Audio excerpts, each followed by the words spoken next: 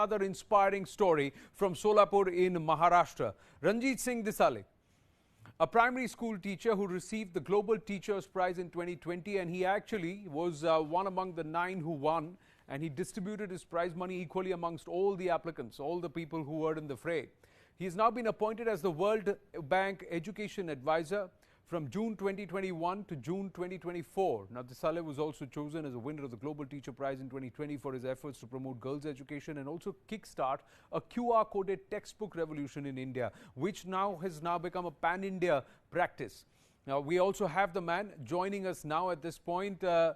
Ranjit Singh, thank you very, very much. First up, congratulations on the appointment. It must be very, very pleasing for you. And you also have a set number of tasks. What is going to be the primary goal as coach, as part of this program? Thank you so much, and I'm really incredibly proud of being appointed as an advisor to World Bank. So primary, as far as the goal to concern, will be helping countries to accelerate learning by improving their in-service teachers' professional development. Because we have seen that during the pandemic, teachers failed to teach online. So World Bank's coach initiatives also aims to accelerate teachers' learning by improving their teachers' professional development courses. So that encompasses the support to countries to improve different forms of teacher professional development. It may be from one-to-one coaching or group training sessions or workshops. So basically, we are now focusing on nurturing or creating teachers of 21st century. It has been said that students of 21st century are being taught by teachers of 20th century using that 19th century curriculum on an 18th century techniques. So it's a huge gap between this. So we know, so with being a role of advisors or with the help of that coach program, we're going to be nurturing or building those 21st century teachers. Well, I believe the experiment that you started with, or the effort that you started with at Solapur with girls in primary school, is bearing fruit, because some of them are now even not just graduating, they're getting into postgraduate courses. So clearly something that you tried is working with them. You even changed the language format, because the medium of instruction, the language, everything was different. But you put it beautifully. You said that we are saddling 3 different eras or centuries based on where we are in terms of technology, curriculum, method of instruction, and also training. How easy or difficult it is going forward? How do you see education evolving going forward? Because India is also on the cusp of testing the new educational policy, which is going to be defined. 20,000 schools are now going to be tested, as things slowly open up.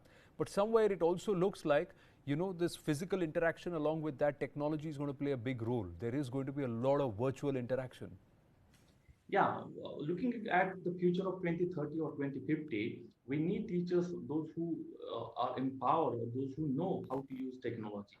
As rightly said, that during the pandemic, the virtual interactions were not working well. Teachers failed to do. Even students couldn't make it make it possible comfortable at home as well. But right now, as of our new education policy, rightly objecting or moving towards the aim to improve teachers in service professional development. So I think when we are going to move ahead, technology is going to be play a crucial role in it. So I think from now onwards, 3T formula will work for India or for the world. The first T represents teachers, second T represents technology, and third T represents training. So with the combination of these 3T, we should move ahead so that the students could understand much better way, even during they could be learning on a virtual platform. We cannot criticize, we cannot neglect the technology in the education. So we have to adopt that technology. It should not be a short-term plan, because because we don't know what's going to happen next couple of years. So during that, we should be ready for the next pandemic, and our response should not be the same that we did in the in 2020. So for that, we need to start from the beginning right now, so that our education policy rightly focusing on the technology aspect of teaching methodologies as well. So it's good to see that how government should be employing, how they are implementing the STEM policy on the ground. I'm very much optimistic to see what is going to be the result of this. Ranjit, if I may ask you, which are the nations that you are going to largely focus on, and is it going to be continent specific, or it's just a set of how these nations are going to, have been identified. And somewhere, do you think that if it is going to be a lot of the developing nations or some of the third world nations, a lot of the youngsters in this current generation will have to actually jump two levels and look at getting themselves equipped for jobs, skills, and also education for the future, and beyond the contemporary and what we understand as the standard streams like science, commerce, arts, and you have three disciplines and career options in each of them where everybody pushes for. The dynamics will change because you've got to prepare this generation for what's going to be applicable and what's going to be giving them employment 20, 30 years from now. Yeah, with regards to your question of selecting or more focusing on continent-wise or any third world countries, so we're not focusing on these aspects, like just focusing on a specific area. Currently, this coach program more focuses on supporting each and every country, shifting from their traditional and ineffective in-service programs to the more tailored, more practical, and more focused training program.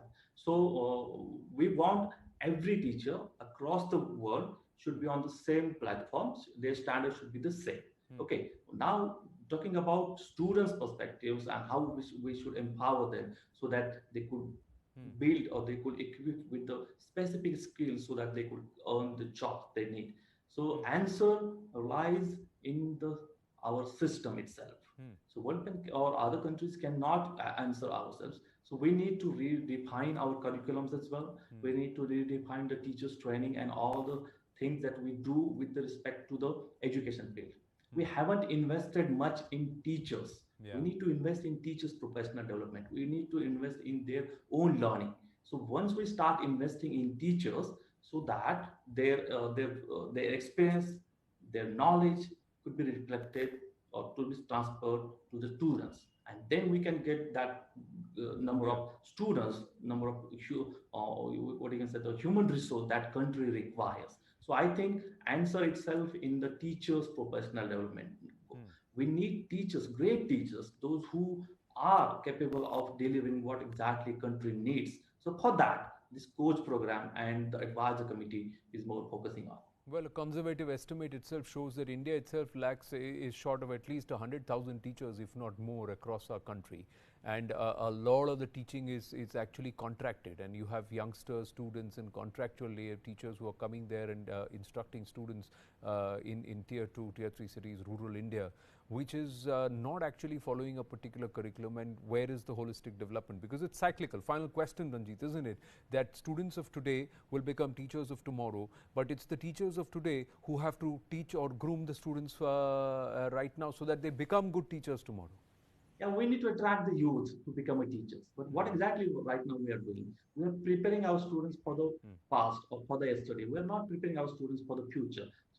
Just imagine what we instructed our students last year in 2020. We just asked them to wear the mask. We just asked them to wash their hands. Whether it was a role of teacher, no. We should, because that's where our education lags behind. Yeah. So I think when we look teachers or students, we need to attract. We need to create such an environment, working conditions in this classroom, so that talented guys, young or the youth generation wanted to become a teacher, and then we could start moving ahead with the generation or the youth that could contribute for the betterment of development of the country. Khub Chan, Ranjit Wende, fantastic. Congratulations. All the very, very best, and wish you all the best. Do well. Continue to do us proud, and also help teachers across the world. Thank you very much. Thank you so much for inviting me.